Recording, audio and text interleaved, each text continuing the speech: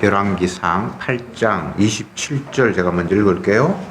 하나님이 참으로 땅에 거하시리이까 하늘과 하늘들의 하늘이라도 주를 용납지 못하겠거든 하물며 내가 건축한 이 전이 오리이까. 그러나 나의 여호와여 정의 보호와 물을 하옵시고 정의 오늘날 주의 앞에 모시느라 이는 기도를 주옵소서.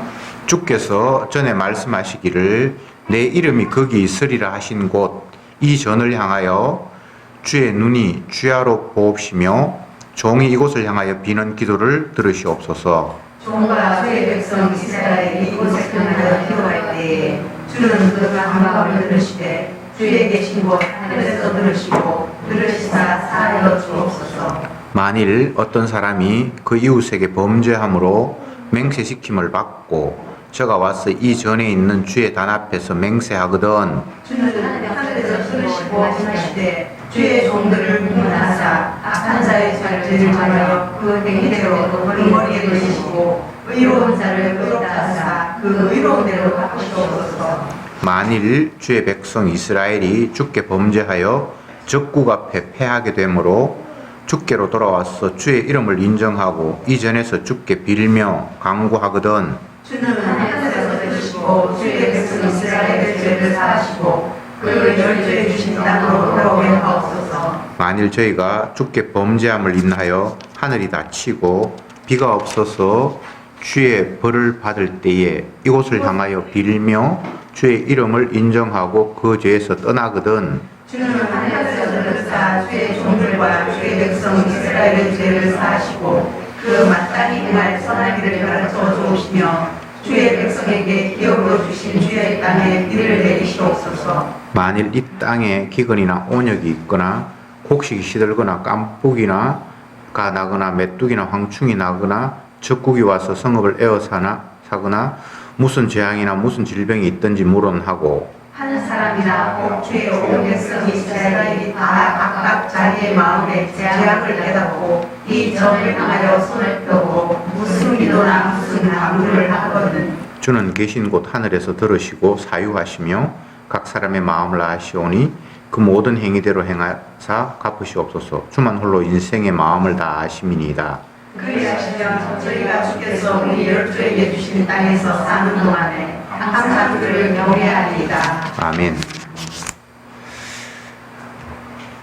지난주에 말씀은 이제 낙성식 하는 그런 장면들을 앞에서 이제 쭉 열거했고 뒷부분에는 오늘 다 읽지 않았습니다만 중간 부분 읽었는데 뒷부분을 이야기를 하면 먼저 이제 왕이 이 성전을 짓게 된 계요에 대해서 백성들에게 쭉 설명을 합니다. 우리 아버지 다윗이 성전을 지을 마음이 있었는데 하나님께서 허락하지 않았고 아들이 나에게 말씀을 하셔서 이런 과정을 통해서 지었다. 이렇게 계요를 이야기하고 그 이후에 이제 백성들 앞에서 성전에서 왕이 손을 들고 하나님 앞에 기도하는 내용이 쫙 있는데 우리가 그 부분을 읽었고요. 그거 다는 아닙니다. 그리고 끝나고 난 이후에는 이제 백성들에게 왕이 축복하면서 먹을 것을 나누어 주고 기뻐하면서 이제 성전을 떠나가는 그런 내용이 8장에 있는 이야기입니다. 그러니까 이게 굉장히 중요한 것이 하나님께서 지정하신 성전을 지었고 그 지은 곳에 하나님의 언약이 있는 그 언약궤를 이제 제자리에 안치하고 난 이후에 정식으로 왕이 백성들을 대표해서 하나님 앞에 기도하면서 하나님께서 지정하신 곳이 이곳이고 또 지으라고 말씀하셔서 지은 곳이 이 성전입니다. 이제 하나님의 약속대로 이곳에 와서 기도할 때 하나님이 응답해 주십시오. 우리가 설사 하나님의 뜻을 어겨서 범죄했다 할지라도 깨닫고 이곳에 와서 기도하면 우리의 죄를 사하십시오. 뭐 이런 이야기들을 하나님의 약속에 근거해서 솔로몬이 이제 온 백성들 앞에 기도하는 내용이 본문에 기록되어 있습니다. 이스라엘 백성들, 신약에 와서 이스라엘 백성들은 구약의 내용들을 너무 잘 알기 때문에 늘 이런 식으로 기도를 했습니다. 예를 들면 제자들이 예수님께 주님 우리가 어떻게 기도해야 할지 기도에 대해서 가르쳐 주십시오라고 부탁을 했을 때 그들은 솔로몬이 백성들 앞에서 기도한 내용을 떠올리면서 예수님 앞에 그런 말씀을 질문을 했습니다. 어떻게 기도하면 좋겠습니까? 그러니까 쉽게 이야기하면 이스라엘 백성들은 항상 구약을 근거로 해서 자기 자신의 현재 위치를 이해했기 때문에 예수님이 하늘로서 온 하나님의 아들이라고 말씀을 하셨으니까 그러면 이 하나님의 아들은 도대체 어떻게 하나님 앞에 기도할까를 이제 궁금했던 거죠. 그러면서 그들이 솔로몬이 하나님 앞에 기도했던 것들을 떠올렸을 것이고 이분이 참 하나님의 아들이 맞다면 솔로몬의 그 기도를 우리에게 이야기할 거다라는 이런 기대를 가지고 우리가 어떻게 하면 기도하면 됩니까? 라고 이렇게 물은 거죠. 그럴 때 예수님은 이 솔로몬 같은 이런 식의 기도를 가르친 건 아니고 이것들을 압축해서 주기도문을 이야기하셨죠. 하늘에 계신 아버지여 이름이 거룩히 여김을 받고 뭐 뜻이 하늘에서 이룬 것처럼 땅에 이루어지이다. 일용할 양식을 주시고 뭐 우리가 시험에 들지 하지 말게 하시고 그렇게 이야기를 하시면서 주님이 가르치셨을 때 그들은 약간은 혼란이 있었을 것 같아요. 왜냐하면 이 솔로몬의 기도와는 조금은 차이가 있긴 있고 그럼에도 불구하고 뭐 전체적인 그 기도의 틀을 벗어난 것은 아니고 뭐 이런 식으로 긴가민가 했겠죠. 근데 예수님의 제자들이 예수님께서 겟세마네 동산에 가서 뭐 기도하시고 이런 장면들을 보고 너희들도 깨어서 기도해라 이렇게 말씀을 하시는 것이 나오는데 그건 이제 예배 시간에 우리 본문이 또 주어지니까 그때 조금 더 설명을 구체적으로 하도록 하고 어쨌든 솔로몬 왕의 기도는 장차 오실 예수님의 기도가 되기도 하고 또 하나님께서 이렇게 기도하도록 그 전에 많은 약속을 주셨어요. 내가 지정한 곳 이 성전에 와서 너희들이 기도하면 내가 기도를 응답하겠다라는 말씀을 주셨거든요. 그래서 솔로몬의 이 기도는 굉장히 중요합니다. 그래서 분량을 많이 차지해서 장황하게 지금 본문을 기록하고 있어요.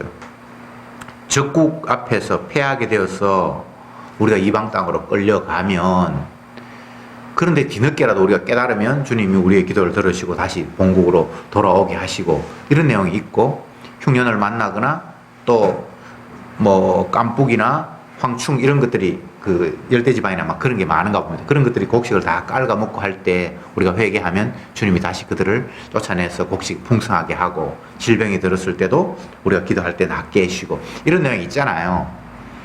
그러니까 이게 구약에 있으니까 신약 백성들 예수님 당시에 이스라엘 사람들은 다 이 내용을 알고 있단 말이죠. 그래서 예수님도 이 내용대로 기도하기를 그들은 기대했고 메시아니까 자기들도 이 내용대로 기도하고 그러면 이제 그 당시에 이스라엘 백성들은 정치적으로 로마의 압박하에 있죠. 그러면 그들이 기도할 때 이런 내용들을 기도했겠죠. 예수님도 이런 기도를 하기를 그들이 기대를 했고 그런데 예수님의 모습은 그들이 기대한 모습과는 약간 달라요. 이게 이제 중요한 건데 구약은 그림자고 신약은 실체잖아요. 그림자와 실체의 관계. 그림자의 기도는 구체적으로 하나님께서 지정하신 이 성전에 와서 우리가 회개하고 기도하면 들어주십시오. 심지어 우리가 이방인에게 포로 잡혀갔다 할지라도 돌아오게 하시고 흉년을 만나거나 또 온역이나 재앙을 만났을 때 우리가 회개하면 건강하게 해주십시오. 이게 이제 그림자의 기도인데 실제신 예수님의 기도는 조금 그와 차원을 달리 하죠. 이게 이제 실체, 그림자라고 하면 되게 표면적으로 나타나는 어떤 질병, 가난, 또 압박, 이런 것들이라면 예수님의 실체로 나타났을 때는 이거는 죄로부터의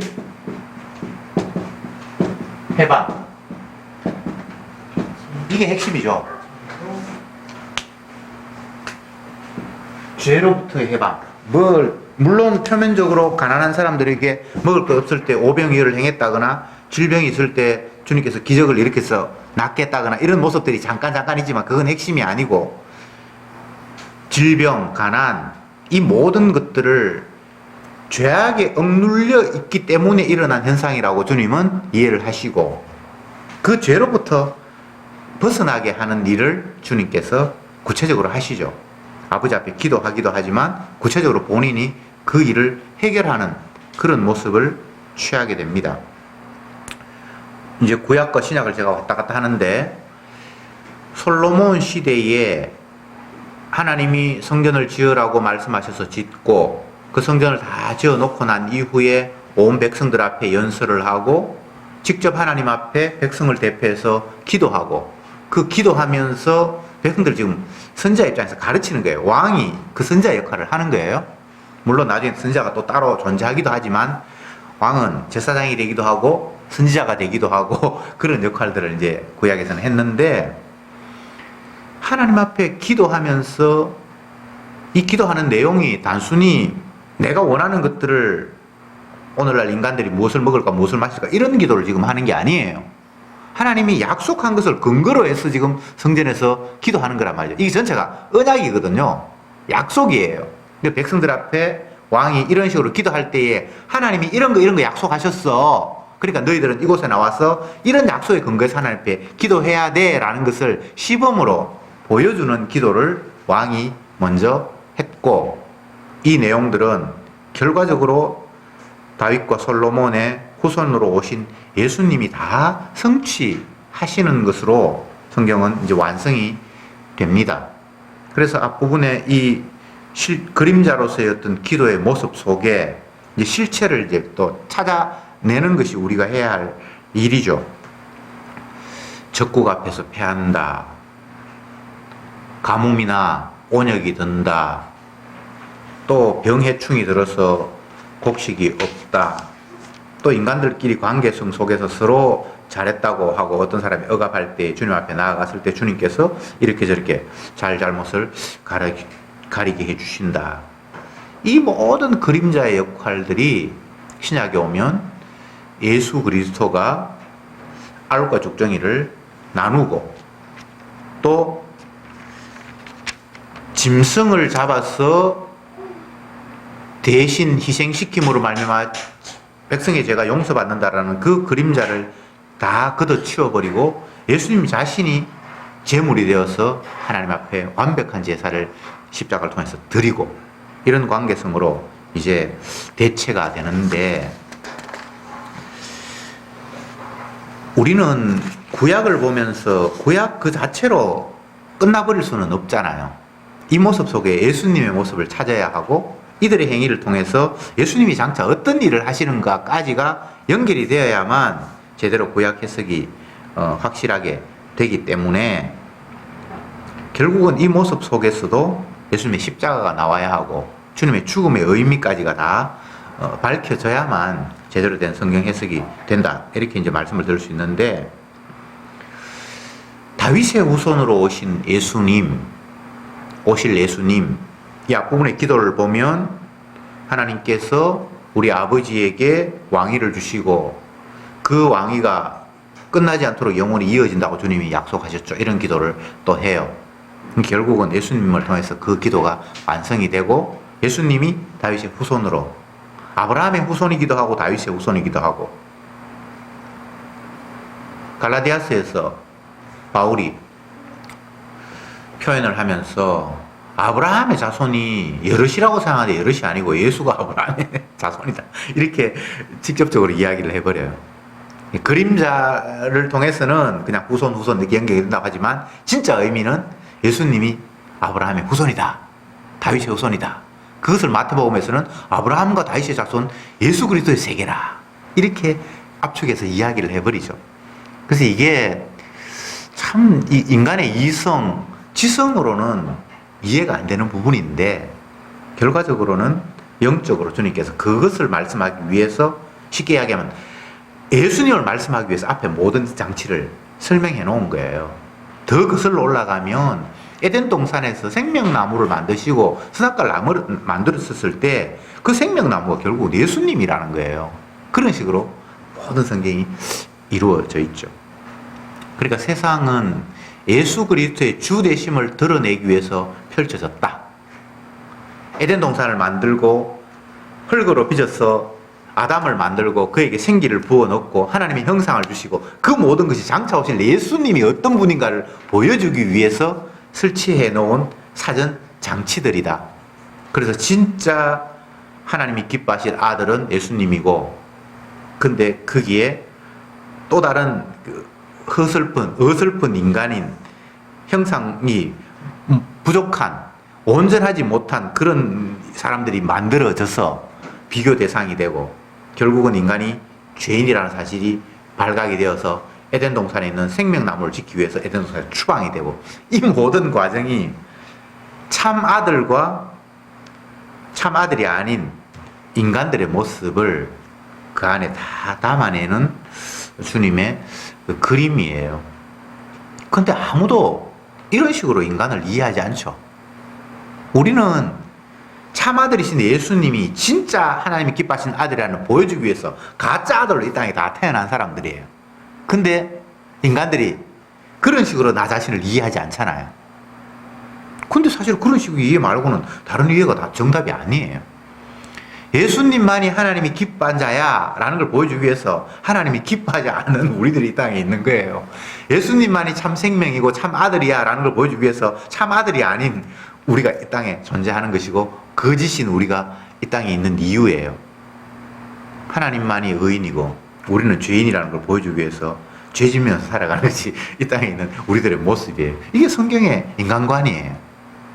그러니까 이게 이렇게 정리가 되지 않으면 자꾸 선학적인 개념으로 인간을 이해하는데, 어떻게 이해하는가 하면 우리가 완벽하지 못해, 부족한 건 맞아, 그러나 열심히 노력하면 그 완전히 가까워질 수 있어 라는 이런 생각을 갖게 되죠. 그거 전혀 성경적이지 않습니다. 처음부터 우리는 죄인으로 태어났어요. 왜? 죄인 아닌 의인 예수님이 따로 있다는 것을 비교 대상으로 보여주기 위해서. 그게 성경관이에요. 그게 성경적인 인간관이에요. 그래서 우리가 개선된다든지 앞으로 잘한다든지 그런 개념은 성경적인 개념이 아니에요. 나는 아니요, 예수님 당신이 참이잖아요 라는 이 소리를 하기를 주님이 원하시는 거예요. 그래서 은혜가 임한 사람, 주님의 영이 임한 사람은 그 소리 하는 사람이지 개선되고 발전되어서 훌륭하게 된 사람이라고 성경은 이야기한 적이 없어요. 그래서 은혜 받은 사도들의 모습이나 구약의 선자의 모습들이 여전히 죄가 튀어나오는 모습을 성경은 기록하고 있죠.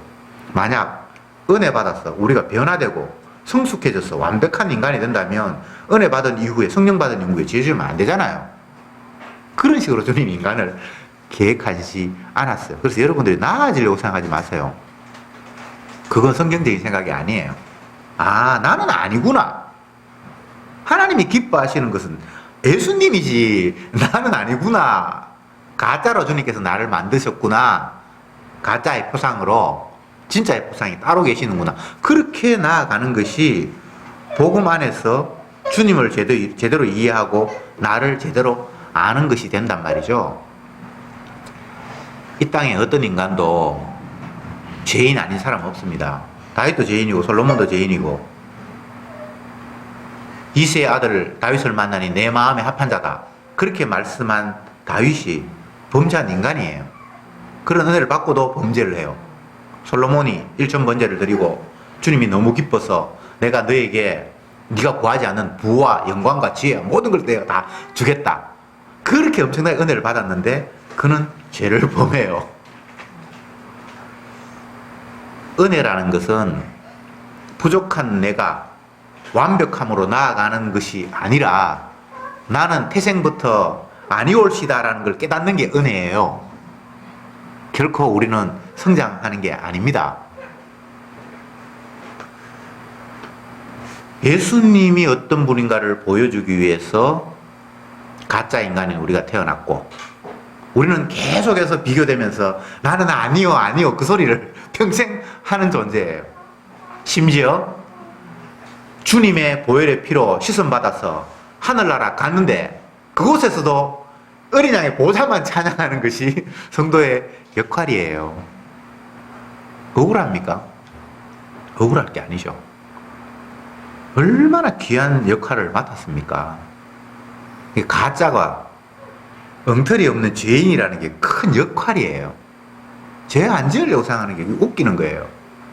그러니까 의도적으로 내가 뭘 악한 일을 하겠다가 아니라 참이 따로 계시기 때문에 나는 참이 아닙니다라는 걸 스스로 날마다 고백하게 만드는 이 은혜. 이게 성도에게 주어진 은혜예요. 구약 성도들이 착각한 것 중에 하나가, 물론 은혜가 없으니까 그렇죠. 주님께서 성전을 지으라고 했고 그 성전에서 제사 드리라고 했고 제사장을 마련했고 성전에서 제사에는 날짜도 다 정해져 있고, 근데 그게 다 그림자잖아요. 그런데 그들은 그걸 그림자로 인정하지 못하고 그 자체가 뭔가 대단한 것처럼 오해를 했어요. 그래서 주님이 성전 부숴버려라. 제사장 아무것도 아니다. 안식일도 고의적으로 어기는, 안식일날 뭐 일하면 안 돼. 주님이 일을 하시고 이상한 행동들을 하시죠. 근데 그 사실은 이상한 행동 아니거든요. 그거 그림자야. 부숴져야 돼. 진짜 내 몸인 성전이 여기 지금 우뚝 서 있잖아. 근데 이걸 못 알아듣잖아요. 오늘날 신약 시대에도 마찬가지예요. 그림자를 자꾸 붙들고 있어요. 예배당을 뭐 거룩한 공간인 것처럼 착각을 하고 목사가 마치 신성한 인간인 것처럼 착각을 하고, 그러다 보니까 죄인의 모습이 떡 튀어나오니까 완전히 실망해 버리는 거예요. 아이씨, 목사가 어떻게 저래? 아, 목사가 죄인이에요. 예배당이 뭐 아무것도 아니에요. 그냥 건물이에요. 아무것도 아니에요. 날, 특별한 날, 안식일을 어겼다. 안식일을 어떻게 지키는데요?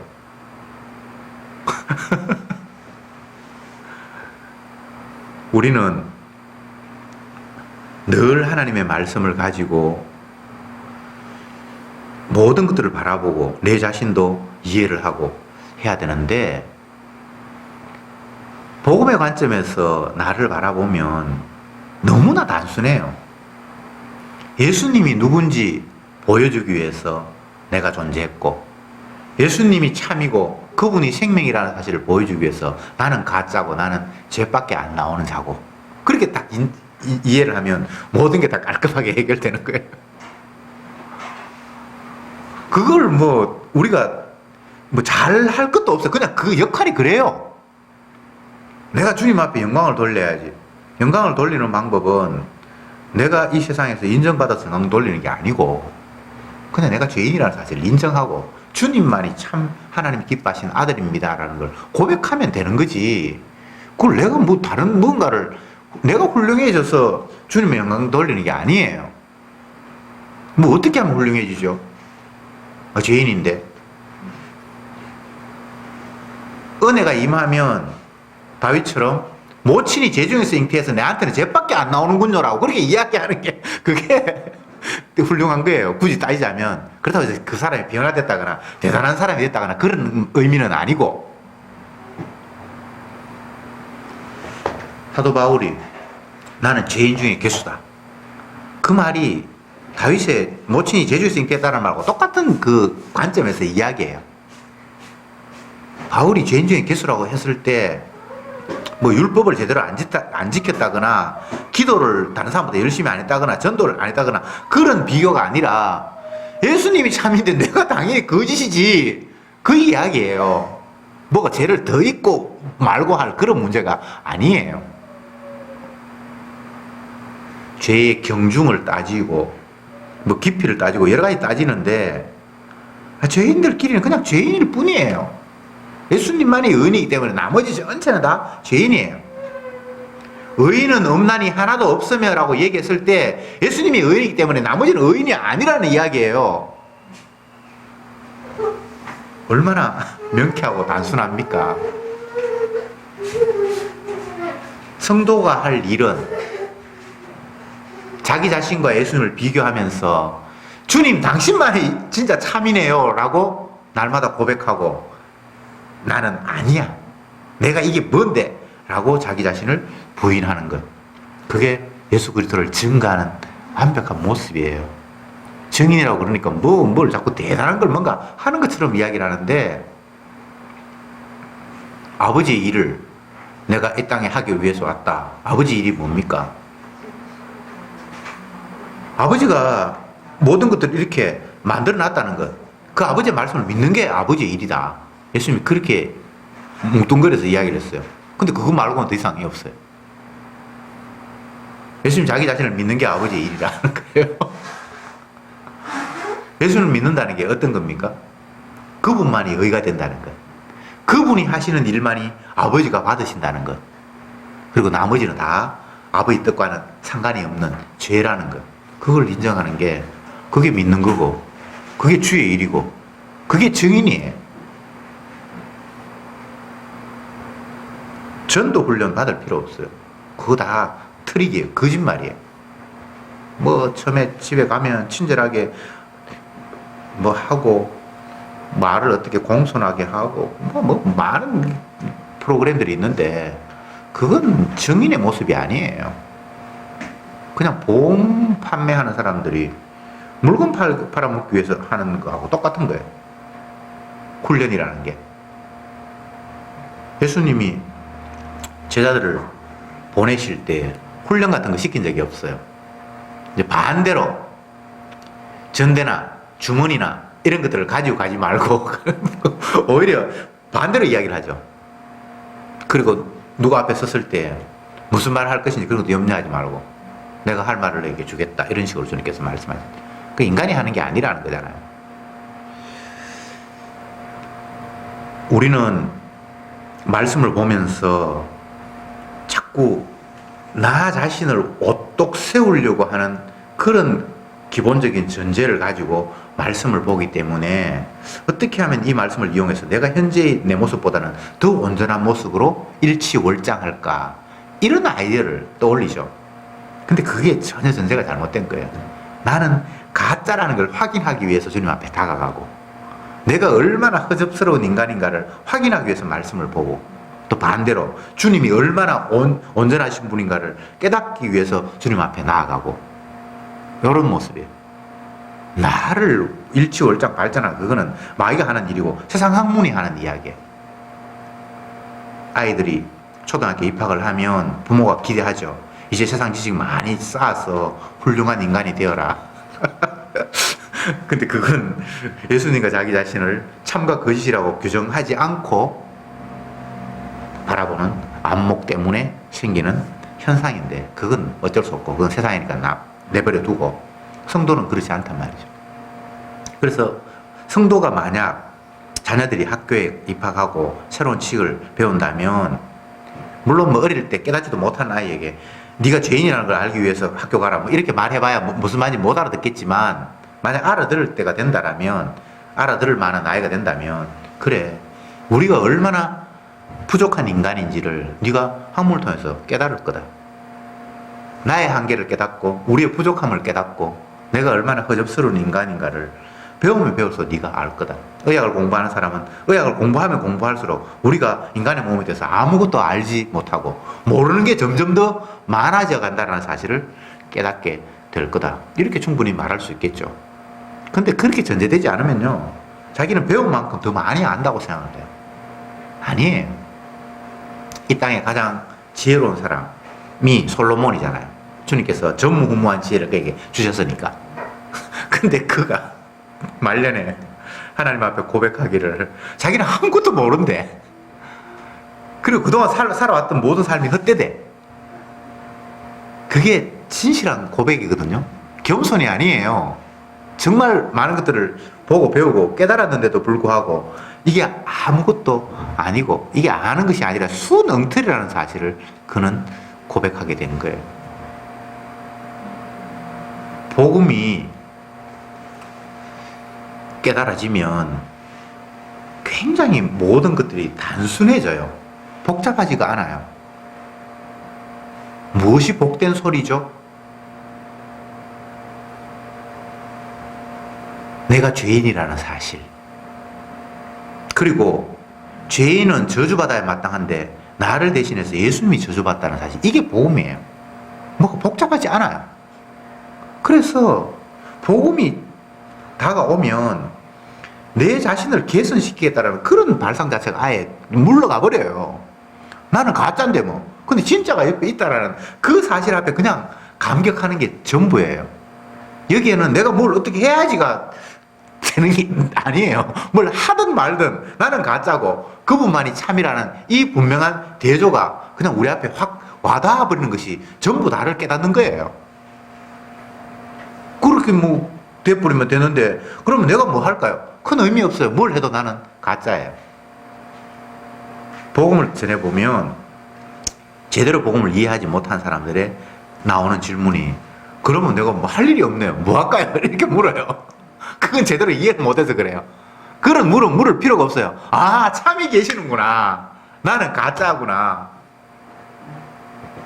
나는 의인을 부르러 온 것이 아니라 죄인을 부르러 왔다. 그 한마디에 그냥 아멘으로 그냥 다 끝나버려요.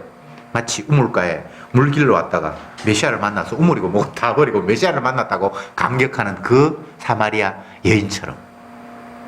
뭐 복잡하지 않잖아요. 앞으로 사마리아 여인이 어떻게 살았을까? 이제 바람 안 폈을까? 그런 거 물을 필요도 없어요. 피워도 상관없고 안 피워도 상관없어요. 어차피 자기는 가짜고 진짜이신 예수님을 만났기 때문에. 그 진짜이신 예수님을 발견하기 전에는 이 여인이 예수님이 선지자처럼 대단한 말을 하니까 이렇게 물었죠. 우리가 어디에서 예배를 드려야 하나님 앞에 온전한 예배가 됩니까? 유대인들은 예루살렘에서 드려야 된다 그러고 우리 조상들은 어디서 드려야 된다 그러는데, 그래 자기는 그때 예수님을 만나기 전에는 내가 제대로 예배를 드려서 하나님 앞에 기도를 응답받으면 뭐가 되겠다라는 그런 생각을, 내가 어떻게 참 진리를 찾으면 뭐가 되겠다라는 나의 가능성을 아직 가지고 있었죠. 근데 참을 만나니까 그런 가능성이 뭐고 다 부서져 버린 거야. 내가 뭘 한다? 아무리 뭘 해도 그냥 죄인이에요. 가짜예요. 하나님이 받을 수 없는 거예요.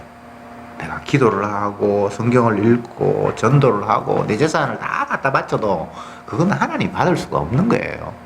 하나님이 받으시는 것은 정결한 짐승의 그 피만, 깨끗한 피만 받는데 그건 예수님에게 고정이 돼 있고, 그래 그걸 깨닫게 되면 주님이 십자가에 지셨잖아요 라는 그 한마디에 모든 게 다 해결이 돼버려요. 네 죄인이잖아. 그렇지. 근데 어떻게 천국에 가? 주님의 피로 천국 가지. 내가 잘해서 천국 가는 거 아니잖아. 그럼 안 믿는 사람 저쪽에서 발칵 화를 냅니다. 그럼 내가 아무것도 안 해도 된단 말이야. 아직도 자기가 내가 뭔가를 제대로 찾아서 뭘 해야 그게 영양가가 있고 뭐가 될 것이라는 자기의 가능성을 포기하지 못한 모습이에요. 주님의 십자가의 은혜를 만나지 않는 한은 자기의 가능성을 포기할 수가 없습니다. 아무리 서로 자기가 죄인이요 그래도 내가 죄인이라는 거 얘기했기 때문에 이것을 근거로 해서 내가 하나님 앞에 뭐가 될 수 있을 것이라는 자기의 가능성으로부터 모든 걸 출발하게 돼 있어요. 이건 뭐 어쩔 수가 없어요. 근데 주님의 은혜가 오면 완전히 다 모든 것들이 박살이 나버리죠.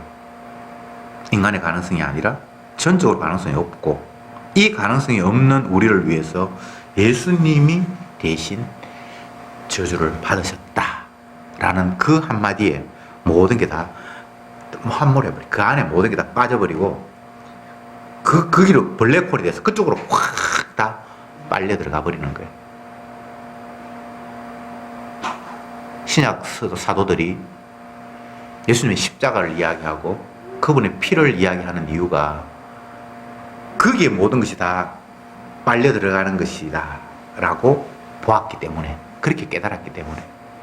피 흘림이 없으면 사함이 없다. 히브리서에 나오는 유명한 구절인데, 너희들이 무슨 짓을 해도 그것 때문에 죄인이 죄 용서받는 방법은 없어. 정결한 짐승의 피로만 되는데 그건 하나님의 아들 예수님의 죽음 말고는 없는 거야. 구약에 왜 제사장이 죽고 또 죽고 아들이 제사장 되고 했는지 아냐? 그건 다 그림자니까. 근데 신약에는 그럴 필요 없어. 예수님 한 분의 제사로 완전히 제사가 완성된 거야. 이제 더 이상 제사장도 필요 없고 제물도 필요 없고 너희들이 뭘 바치고 날 지키고 하는 거 다 의미 없어. 이제 예수님의 십자가 죽음으로 다 완성해서 그 피를 믿는 자는 이미 구원을 얻은 거야. 그래 그 이야기가 너무나 정답이고 단순한 이야기인데 그게 은혜로 믿어지지 않으니까 그래도 할례는 해야 되잖아요. 안식일은 해야 되잖아요. 11조 이거는 기본적으로 해야 되잖아요. 계속 엉뚱한 소리를 하는 거예요. 왜? 예수님의 100%의 가능성이 아직도 믿어지지 않으니까 자기가 뭔가를 뭐 제대로 찾아서 뭘 하든지 뭐 사마리아 여인처럼 그래도 어디 가서 제사를 드리고 제대로 예배를 하면 하나님이 예배를 받습니까? 그 장소가 주님이 원하는 장소가 도대체 어딥니까라고 찾는 그 수준이죠. 그래 그런 사람들을 탓할 수는 없어요. 아 아직도 십자가의 은혜로 자기 자신이 안 무너졌구나. 그냥 그렇게 보면 되는 거예요. 뭐 어떻게 해야 됩니까? 어떻게 해야 됩니까? 그러면 대답할 수 있는 거는 그냥 십자가가 다 했습니다라고 할 수밖에 없어요. 뭘 하라 그러면 그래 뭐 기도도 좀 하고 성경도 좀 읽고 그건 답이 아니잖아요. 네가 어떤 행동을 해도 그 행동은 거짓이고 죄밖에 안 된다는 걸 보여주기 위해서 너는 살아있는 동안 그 일을 하는 거야. 가짜 역할. 진짜 옆에서 진짜가 이분입니다라는 걸 보여주기 위해서 나는 가짜 역할을 하는 거야. 참 복음이 은혜로 이렇게 다가오면 그냥 너무 감사한 거예요. 내 쓰레기 같은 모습이 감사해요. 그걸로 좌절하는 게 아니고 옛날 참 십자가가 보이기 전에는 내 꼬라지가 초라한 게 막 한없이 짜증이 나고 내가 조금 뭐 잘하면 약간 힘이 나는 것 같은데 내가 잘못할 때는 굉장히 좌절스럽잖아요. 근데 은혜가 깨달아지면 그게 좌절스러운 게 아니라 이게 원래 내 모습인데 라면서 그냥 홀가분해요. 거짓이 거짓을 드러냈잖아요. 거짓이 거짓이 아닌 척 참인 척 하는 게 뭐가 그게 대단한 겁니까? 기만이잖아요. 은혜가 깨달아지고 자기 자신의 모습을 발견하게 되면 그냥 모든 그 짐들이 그냥 다 내려놓아져요. 나를 포장하기 위해서 그동안 얼마나 어깨에 무겁고 힘이 들어갔습니까? 내가 안 그런 척 하려고 이게 얼마나 힘들었습니까? 근데 뭐 이게 다 뽀록이 나쁜 상태에서는 그게 수고하고 무거운 짐이 없어요. 근데 꼬라지가 이 모양이다. 남들이 나를 정죄하면 맞다 나 죄인이다. 나 죄인 중에 개수야. 근데 이거 잘못했잖아. 그렇게 그거 잘못했는 거 맞다. 다윗이 나단 선지자가 찾아오기 전에는 죄를 가리려고 안간힘을 썼잖아요. 자기가 그 남의 신하를 그 강간을 했으니까 신하를 죽이려고 하고 안간힘을 썼는데 나단 선지자가 찾아와서 나중에 자기 자신 죄인 줄 깨달으니까 그냥 내가 맞습니다. 죄인입니다. 나는 죄인 중에 겠습니다. 모친이 죄진생이 돼서 내한테 죄밖에 안 나옵니다. 얼마나 홀가분합니까? 그렇다고 해서 그 사람이 죄가 더 있다거나 덜 있다거나 그건 아니잖아요. 그냥 실상을 발견한 것 뿐이잖아요. 마지막으로 이 말씀을 드리겠습니다. 솔로몬의 기도는 솔로몬의 기도가 아닙니다. 이게 장차 오셔서 예수님이 이루실 기도를 미리 이렇게 한 거예요. 근데 이 말이 거짓말이 아니에요. 성전에 와서 기도하면 주님께서 죄를 용서하시고 들으신다. 근데 이것도 기계적으로 그러면 어떤 장소에 가서 기도하면 되는가? 그게 아니에요. 이 성전은 예수님이고 예수님께서 자기 백성을 위해서 이루셨을 때 자기 피를 흘렸을 때 모든 것이 다 용납이 되는 세계, 이것이 성전의 원리이고 성전 대신 예수님의 능력입니다. 기도합시다. 주님, 그림자로 바라보며 참 실체를 깨달을 수 있도록 날마다 저들에게 은혜를 주시옵소서. 성전에서 기도하면 응답하신다고 말씀하셨는데 그 성전은 어떤 특정한 장소, 공간이 아니라 예수님이고 예수님께서 십자가에 대속의 피를 흘림으로 말미암아 그 대속의 피를 받은 사람들은 모든 것이 다 사해지는, 모든 것이 다 응답되는 이 놀라운 원리가 주님의 약속 안에 담겨 있사오니 저들이 다른 것, 엉뚱한 곳, 내 스스로 뭔가를 이루려 하는 그런 헛된 짓이 아니라 주님의 십자가 안에 모든 것들이 담겨 있음을 날마다 감사하는 자들이 되게 하옵소서. 예수님의 이름으로 기도드립니다. 아멘.